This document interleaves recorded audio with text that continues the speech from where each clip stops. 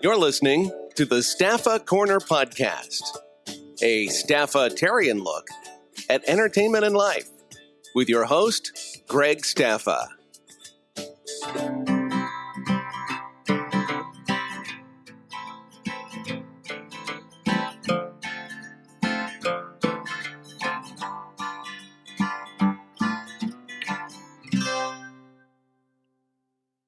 My guest this episode is vocalist, songwriter, and vocal coach Darci Monet. She's celebrating the 20th anniversary of the iconic film Napoleon Dynamite, which features her recording of the version of The Rose, which we'll get to a little bit later. Darci, thanks for joining us today.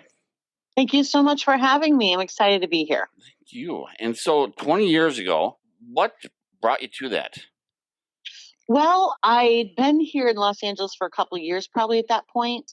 And my best friend at the time, let's see, how can I make this the Reader's Digest version of the story? I had done some work for a friend's boyfriend who had made a documentary. And the music director and composer for that documentary got hired to do the music for Napoleon Dynamite. And when he did, he reached out to me to see if I could come in and record this 1-minute clip of The Rose, because for some reason or another, they couldn't license her actual version. Either the record label said, no, you can't use it, or they just were quoted such an exorbitant licensing fee that they couldn't afford it. So this was during the Happy Hands club scene. Yes. Yes. So you decided to do the gig. Now you were, this was uncredited, right? It wasn't supposed to be.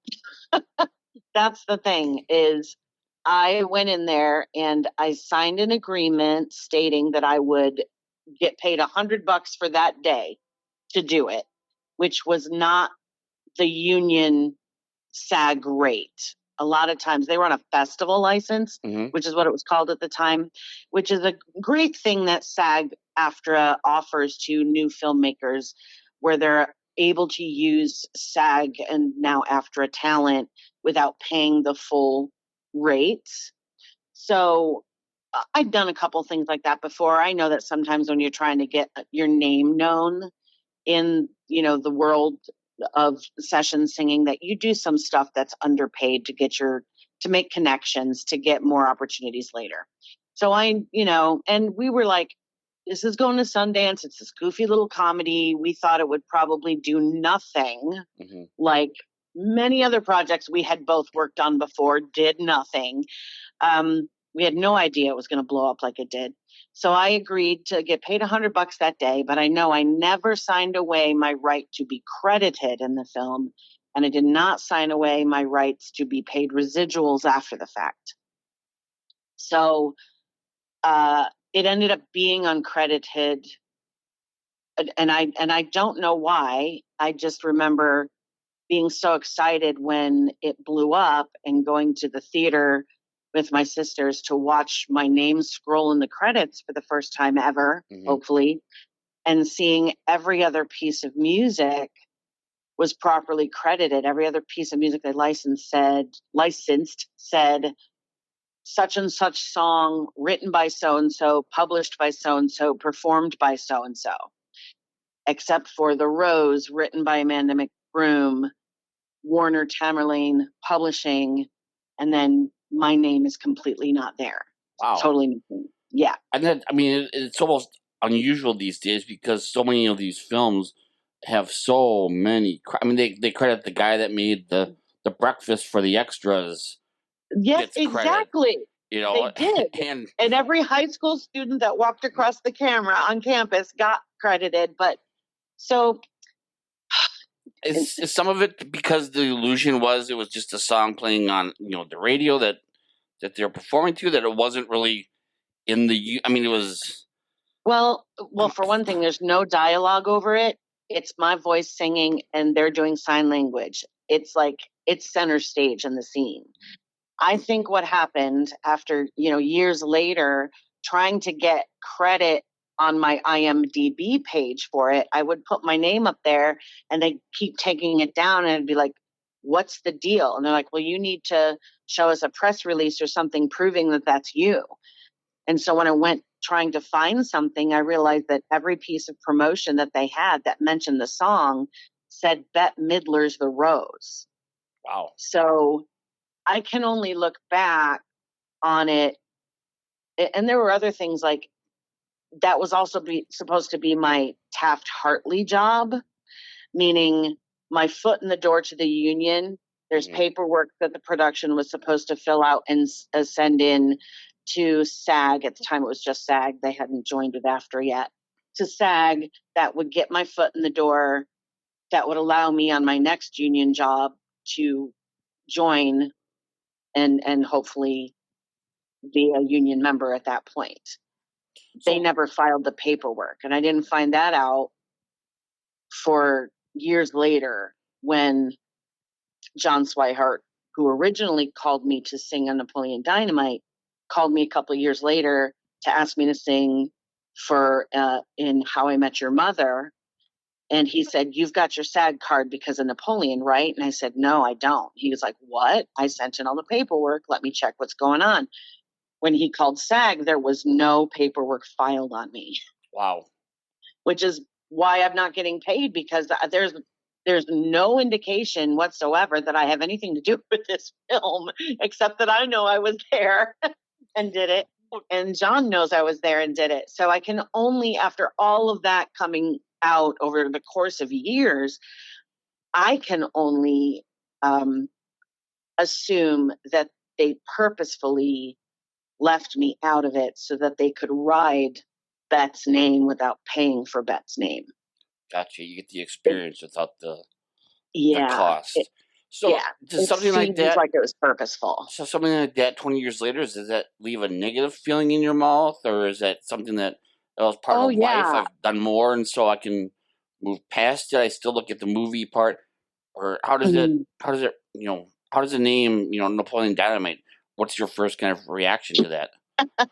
Well, part of the reason I decided to record this full-length version was to try and get rid of the bitterness and anger and humiliation I feel, because that should have been my big break, and it should have made me a lot of money, and it should have. I watched everybody involved in the film. I watched their careers level up or explode.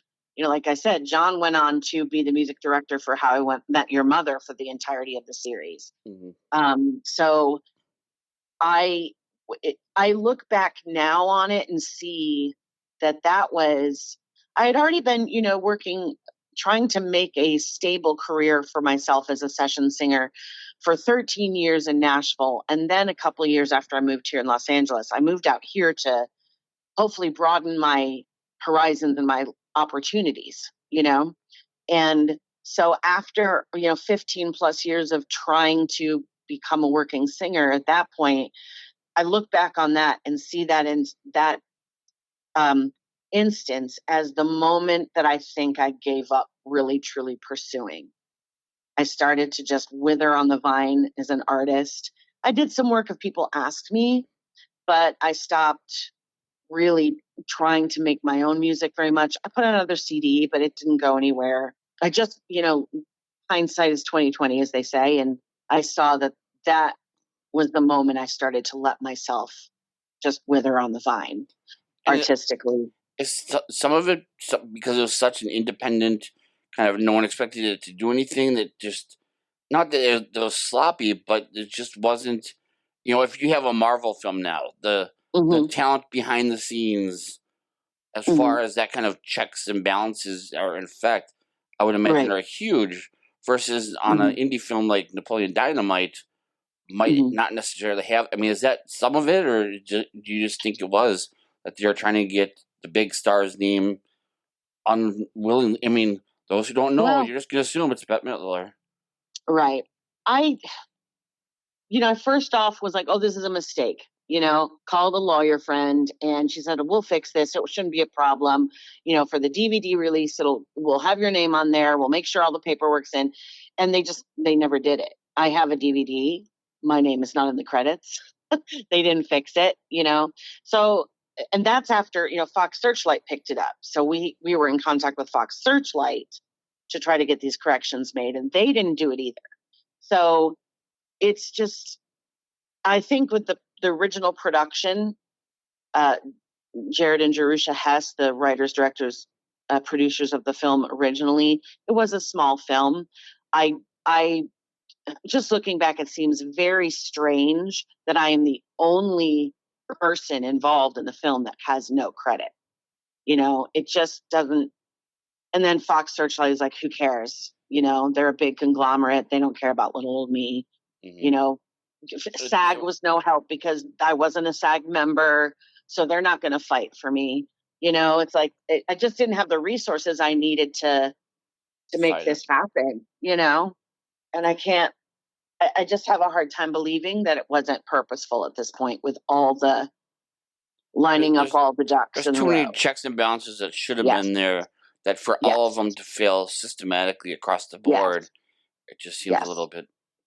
That's the thing. It's like, I know John, the music director, he called me no less than 3 times to make sure he had all my information perfect for crediting, for joining SAG, my address, my phone number, all this stuff. I know he did everything he was supposed to do. And at some point in the process, after it left his hands, somebody decided not to do what they were supposed to do for me. So now you've re-released it. It's available on your website, and I'll put a link to that. Is this kind of like your way of kind of reclaiming your voice? Yes. This is me, going, first of all, I for years I couldn't even, if I heard the words Napoleon Dynamite, I would just get sick. And I haven't watched the movie since. There was a time, at a point in time, when Comedy Central would play a 24-hour or a weekend marathon, just play the movie over and over again. And I'd sit there and I'd be like, I'm not making this money. This is money I'm not making. And I would be like, so I just was very bitter and angry and humiliated about it, because I'm no dummy. I was in the music industry for, at least 15 years prior to this. I know what to look for in legalese. I can read contracts. I know what to look for. I would never sign my rights to crediting or getting paid away. And it was humiliating because I knew better. Mm-hmm. And there are so many more people in this. This happens to every day to people in this industry who are way more naive than me. So after all this time, I realized I had a business coach that pointed out to me, why don't you ever talk about this? What can you do to take this narrative back for yourself? And that's when I really realized that was such a sticky. I didn't even realize how badly I'd allowed it to eat at me all these years. And so I was like, I can't feel like this anymore. I deserve to be proud of myself for even being a part of this cultural phenomenon. Mm-hmm. I'm part of cinematic history, and I deserve to feel great about that. Well, even that clip alone is a popular YouTube clip. Yeah. It's so, your song put against them is just so awkwardly funny. Yeah, exactly. Everybody remembers it still, So I'm like, I need to take this back. And so that's when I decided, well, also, once in a blue moon, out of the interwebs ether, somebody would reach out to me and be like, hey, I found out that it's not Bette Midler singing The Rose and it's you. Did you guys ever record a full version of that? Because I'd love to have it. And I would always say, no, thanks for reaching out anyway, sorry. And so I thought, you know what, I'm going to release this song, and, the full song, I'm going to, bust it out and make it mine. And as I started talking about this with, my vocal coach and one of my students who grew up on the film, he and all the boys in his band grew up with this movie and love it. And they just think my poo don't stink because it's me singing. They think it's the coolest thing. And so he goes, hey, let us play on that for you. Let us track that, record it, and play on it, and produce it for you. And I was like, oh, that might be cool, because they're really talented kids, good band. And he goes, you don't even have to charge us. And I was like, wait a minute, what? And he goes, no, we'd be honored to do this. So they did all that for me. A friend of mine who I used to write songs with we sat down and arranged the song, and he played the piano, and then sent the piano to the kids in the band, and they put it all together and mixed it, and we released it in March. And I love it. I'm really proud of it. I think it's really beautiful and feels like me, but is also, an honoring the original version. And just in that decision alone, I started feeling the weight of this issue start to come off of me. And so it's a celebration. It's to hopefully let the world know, yeah, that was never Bet. It's me. And my name is Darci Monet. And just to celebrate my place in movie history. And nothing. I mean, it's nothing against Beth or the Oh no, the she song has nothing itself. to do with this. It's just this is your version. This is your interpretation of it, and Yeah. you deserve credit for this version, Yeah. which was on film. Let's take a Yeah. minute here and listen to the first 20 seconds or so of that song. Okay, great.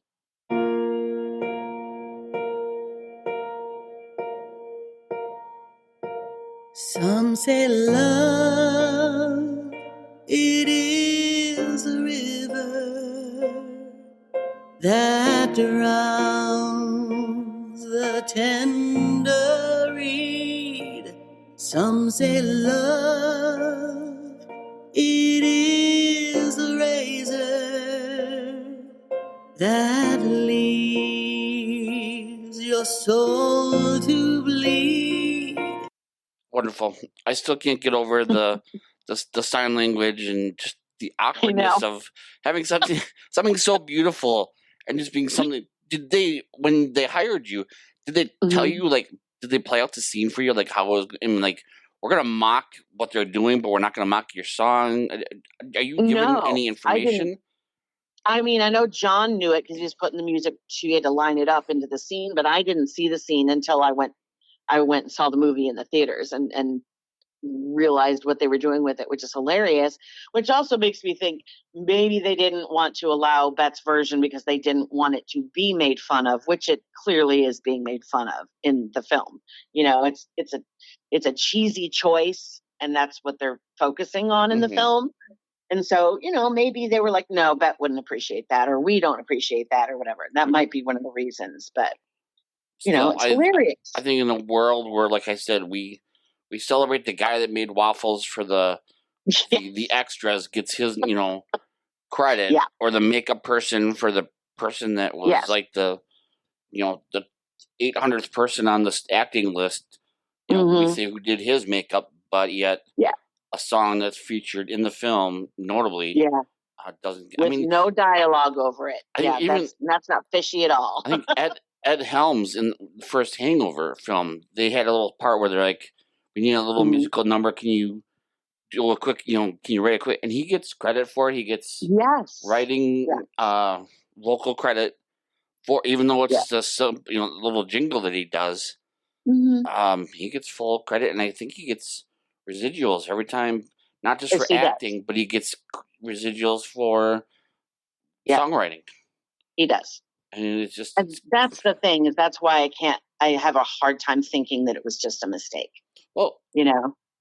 we hear about these actor strikes and stuff like that, and it's like, God, why does Tom Cruise need to go on strike? Why does Seth Rogen? But it's not for Tom Cruise to go on strike. It's for the people that you don't hear or don't get kind of the notoriety that everyone else does. It puts in the same time and stuff like that, and it trickles down. But we think of the big stars, but that's really what these are for. Do you think 20 years later the same thing could happen to someone else? I mean, is this something that needs to be addressed, or is there enough checks and balances that have been put in place since then that you feel that there wouldn't be another you out there? No, like I said, this happens every day to people here who don't know how to protect themselves. And that's the thing, is that I know how to protect myself. I know what to look for. And I know I would never agree to not being paid residuals for something. That would have been a deal breaker. I'd have walked out of the studio right then. And so there are so many new people, young kids who come here and don't know what's going on. They don't know what to look for before they sign their name to something. It happens every day, and it will always happen for as long as people with a lot of money are hiring people with none to do work for them. You know what I mean? That's just kind of how it goes. It's just the nature of the beast. It's a super fun business and a wonderful business in so many ways. I mean, I love film and TV and all the parts that come together to make, something that really makes you laugh or cry or get you in the feels. And it's beautiful. But there's a lot of people who are trying to get away with stuff behind the scenes, and they will if you let them. Unfortunately, we live in a world where we have to force people who have all the power to do the right thing by passing laws to make them do it. That's just kind of how it goes. So it should be addressed. And part of the reason I'm doing this and hired a publicity firm to help me get this out there is to hopefully one person will hear my story and be more careful on their next job or something, or somebody who's working in the business will hear this story and be extra careful when they're putting all the stuff together, when they're putting the credits together, or when they're, whatever it is. Hopefully this will ease it up a little, but I think, Could something be done retroactively? Maybe not financially to your satisfaction, but just could a producer of the film go back and put your information? I mean, if it's on Netflix now, can they go in and adjust that, or can as the studio said, hey, we screwed up.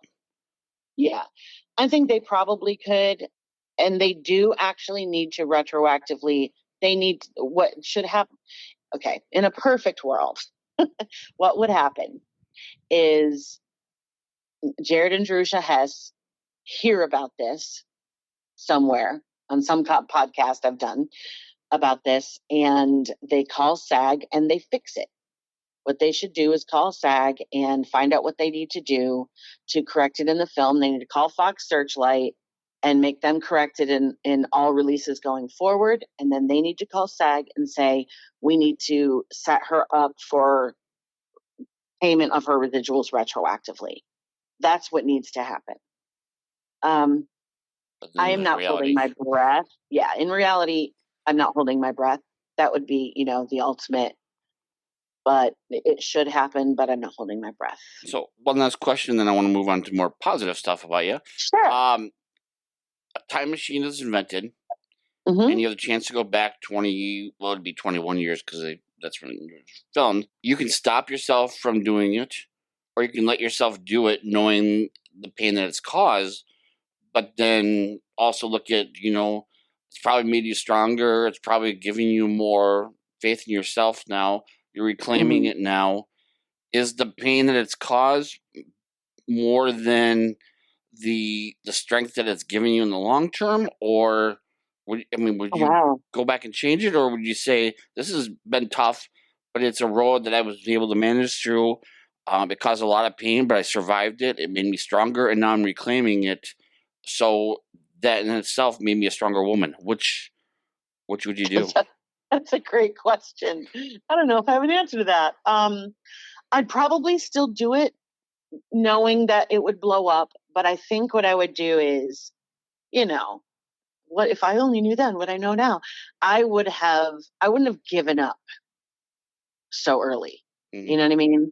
I would have perhaps reached out to a different attorney. I needed an attorney to be a pit bull for me, and she was helping. It was a favor, nothing against her. She was doing me a favor. It wasn't her normal line of work as an attorney. I probably would have tried to seek out somebody else, and I just would have fought harder. And maybe I would have released this song earlier, when it was still more relevant. I don't know. It's hard to say. It's hard to say, because would I have rather not gone through just sitting back and not believing in myself or trying? Because I really just stopped trying for a long, long time. I hate that I've wasted that time. You know, I don't like that. So looking at more positive stuff, you've done Napoleon Dynamite, but you've also done songs featured in Sons of Anarchy, Vampire Diaries, Kiss the Yeah. Bride. Is it something that someone calls and says, "Hey, we need someone to record. We need to have the radio on. So we need a song playing in the background." Is that kind of what it is that you're doing, or is Well, it at the more? time, I have to say, I was co-writing with my dear friend Levi Kreis, and these were songs that we had written for him, together for him as an artist, and he just happened to have some contacts that reached out to him and say, "Hey, do you have anything?" Or he met somebody and he was like, "Hey, I have this song. It might work good for this, you know?" So that was really just, those were happy accidents for me. Mm-hmm. And honestly, what I hoped, I'm in the middle of recording a Christmas song right now that I really hope to place in, there's a million Hallmark and Lifetime Christmas movies, right? Oh yeah. So I'm like, surely somebody can use this song. So I'm starting to go about reaching out to my friends in the industry and be like, "Hey, can you put me on the right path? How do I do this now? It's been a long time since I've licensed anything, and the system has changed a whole lot. I'm not really even sure now what to do. I'm just reaching out to people and letting them know what I want to do, and hopefully that'll lead me on a path toward what I want." And what At is the that? time, it was, And what is that? just to license, to license a song. It would be great to have it. That would be, a yearly chunk of change, Oh yeah. which is nice. Passive income is always nice. And that, if I, once I figure out how to go about it now, then in the future, I can hopefully place songs that I write in the future in other films and television. You've also done CD. You have the CD Fusion, right?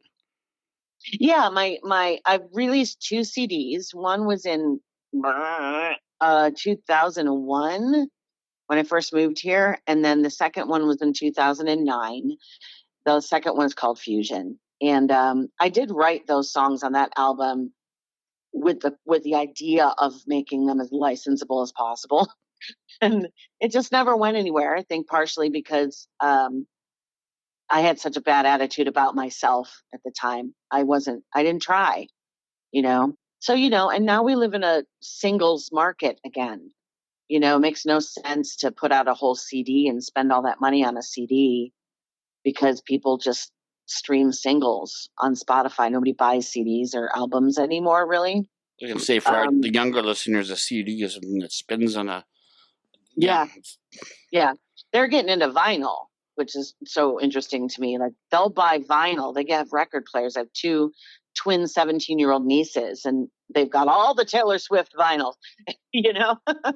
But CDs are not a thing, and it's song by song, which for an independent, unsigned artist with no financial backing behind them, that's kind of a good thing, because you can, you don't have to come up with a whole bunch of money to put out a whole record. You can do it single by single, and then hopefully find ways to get your song heard on, maybe added to playlists, or license them to film and television if you can find the music directors. Well, even stuff like TikTok. I mean, songs on TikTok are becoming famous because all these kids are doing something to it, right or wrong, depending on what they're doing. But all these kids are doing videos with these songs, and they're able to click on that song and then make their own video using that song as a background. And so it's making music just on TikTok blow up that wasn't in kind of the mainstream,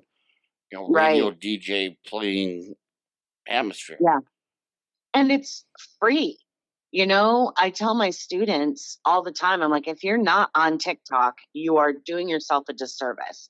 You need to get on TikTok, and you need to make videos of you singing the first verse and chorus of your song, or the big power chorus at the end. You need to make video after video after video and just flood your follower base with what you're doing, because that's how it's done these days, and people who become influencers, as they call them, on TikTok or Instagram or YouTube or whatever the channel is, have much more bargaining power when a label, because that's the thing, labels are looking for people who already are selling, quote, selling thousands upon thousands of whatevers, whether it's, they've got this many followers, they've got this many listens or streams.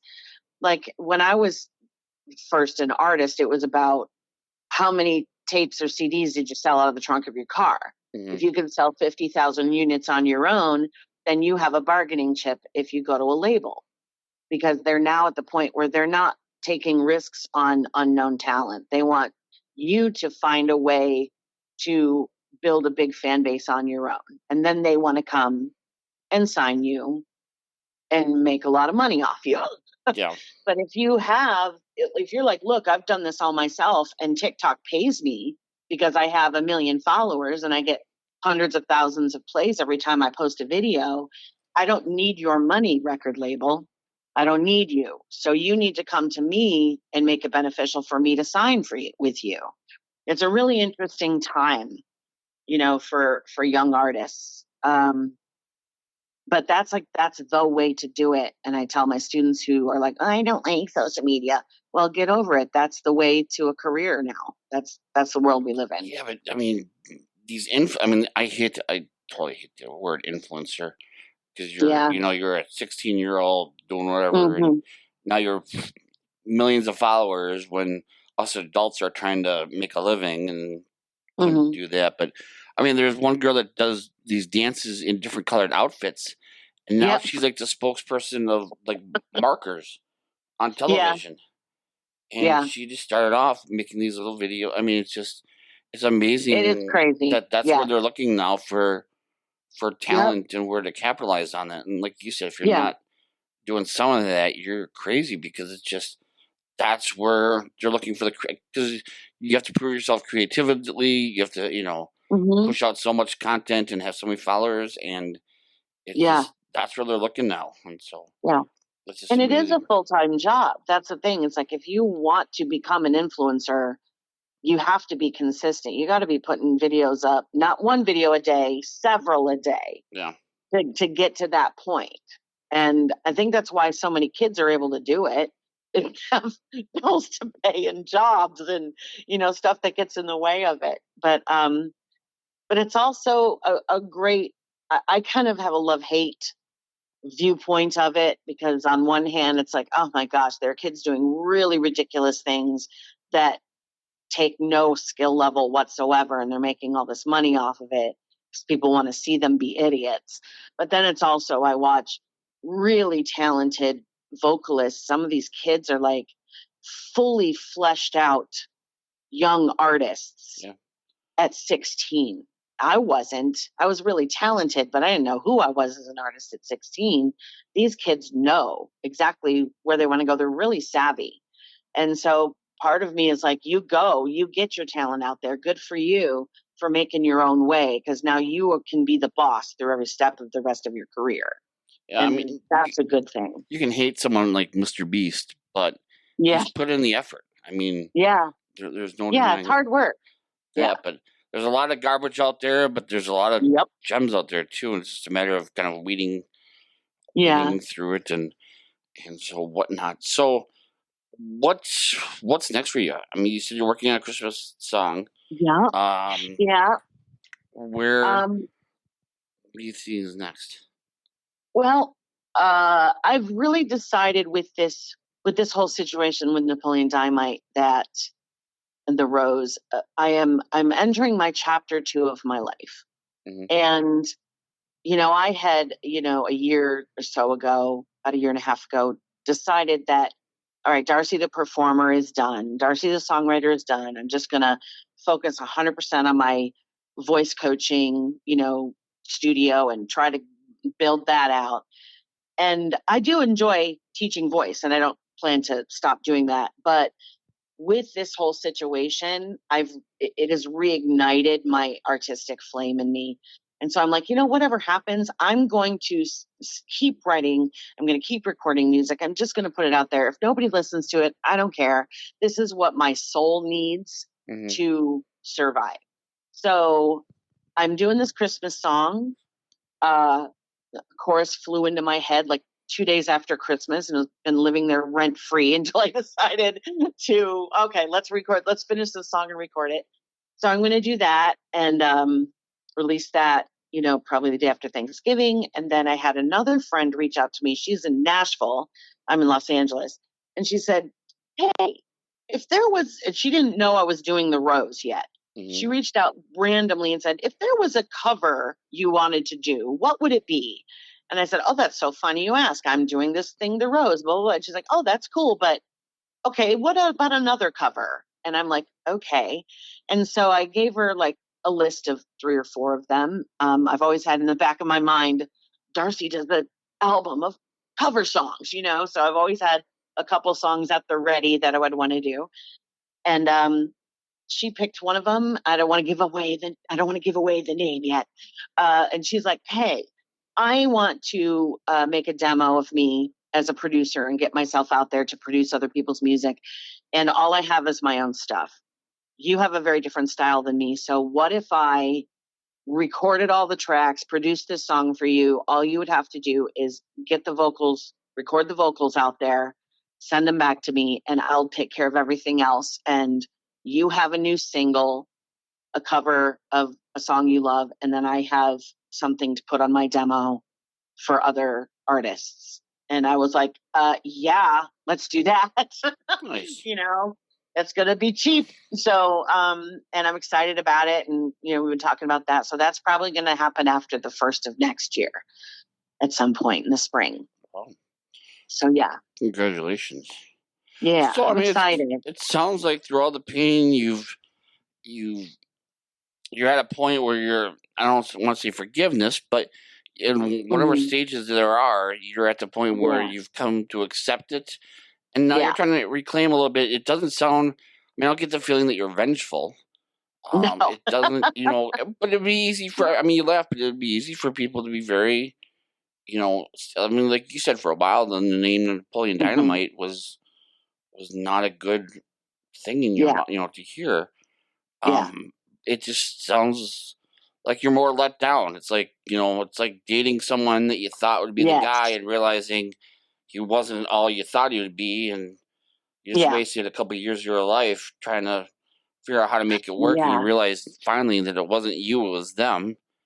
Yes. And so now you're kind of letting it free, but at the same time kind of reclaiming on it, and for whatever it is, capitalizing that it's 20th anniversary, people are talking about it again. And so why not just kind of be that little thorn in the, so to speak, in everything, and say, hey, remember me. Yeah. And you never know what could happen in the course of time.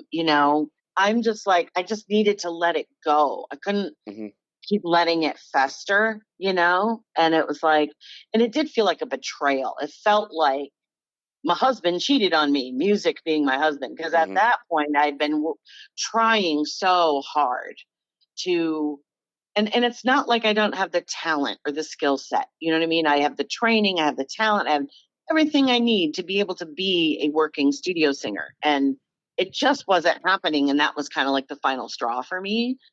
And now I'm just like, that was then, this is now. There's plenty I can do still as an artist. And I know that whenever I sing for people, I don't want to sound like be cocky or anything, but ever since I was young, very young, when I sing for people, it moves them and it heals them. And they have said this to me repeatedly throughout my lifetime. And so I was just like, you know what?